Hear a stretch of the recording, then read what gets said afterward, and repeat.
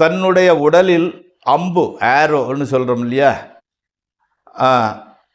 அம்பு ஒன்று வந்து பாய்வதாக கனவு உருவானால் தனக்கு கேடு செய்ய சிலர் முயற்சிக்கிறார்கள் என்பதை உணர்த்தும். மேலும் பொது மகளிர் விரிக்கும் வலையில் சிக்க நேரிடலாம். எச்சரிக்கையோட பழகுங்கள், எச்சரிக்கையாக நடந்து கொள்ளுங்கள். அயலார் எவரேனும் அம்பால் தாக்கொண்டிருப்பது போல் கனவு கண்டால் காதல் உறவு ஏற்படக்கூடும் அல்லது காதல் கனியும் என்றும் கூறலாம். பாய்ந்து வரும் அம்பு திடுமென முறியப்பட்டு